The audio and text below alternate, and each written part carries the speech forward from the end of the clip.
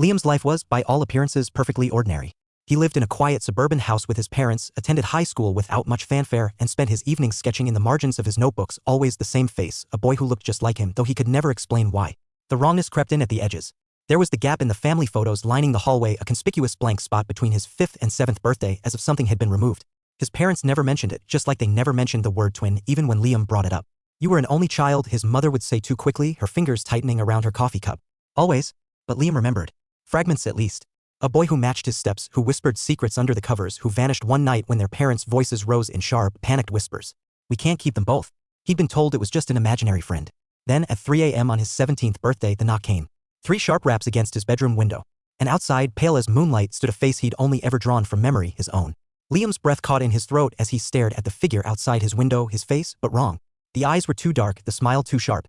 And then there was the impossible fact of the knock itself. His room was on the 2nd floor, with no trees or ledges beneath it. Nothing to stand on.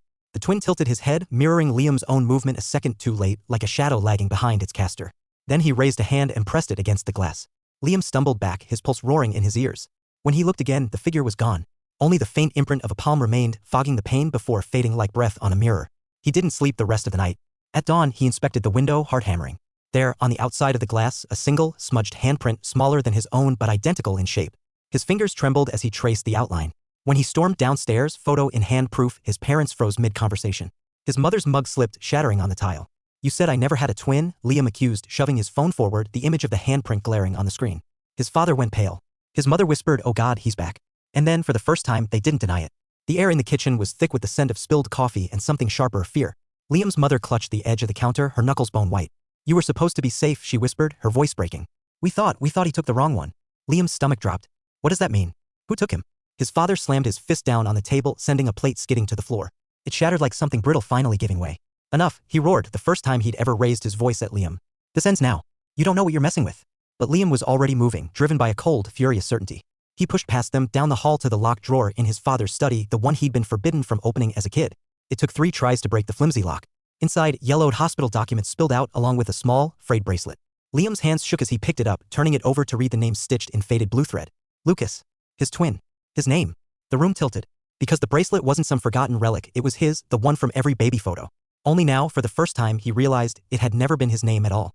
At first, Liam thought it was just his imagination, his reflection blinking a second too late, his smile lingering in the mirror after he'd already looked away. But then the reflections started moving on their own.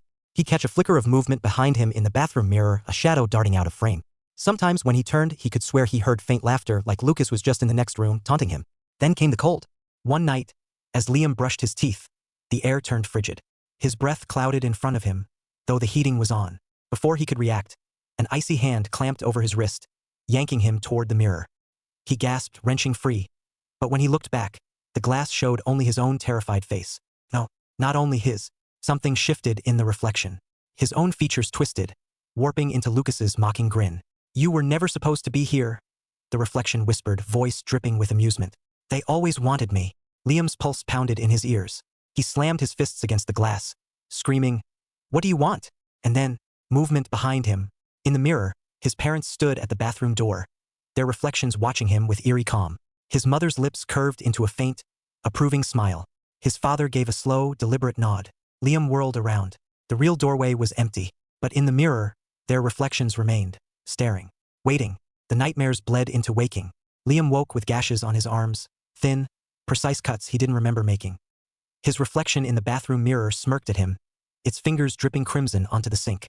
"They loved me more," Lucas whispered through the glass. "You were always the mistake." Desperate, Liam tracked down the family's old nanny, Ms. Graves, the one who'd vanished around the time his twin disappeared. She answered the door with hollow eyes, like she'd been expecting him. "They made a bargain," she confessed, voice trembling. "A life for a life. But the thing they summoned, it took the wrong boy. And now it wants what it's owed." Liam's blood ran cold. "What are you saying?" She gripped his wrist, turning it to reveal the scars, identical to the ones on his reflection. "The handprint on your window wasn't his," she whispered. "It was yours. From the night you pushed him out." The world tilted. That night, Liam stood before the mirror, razor in hand. Lucas's reflection grinned back, guiding his movements as the blade bit deep. The last thing he saw before the darkness took him was his parents' reflections behind him, nodding in approval. As Lucas stepped out of the mirror, and Liam stepped in,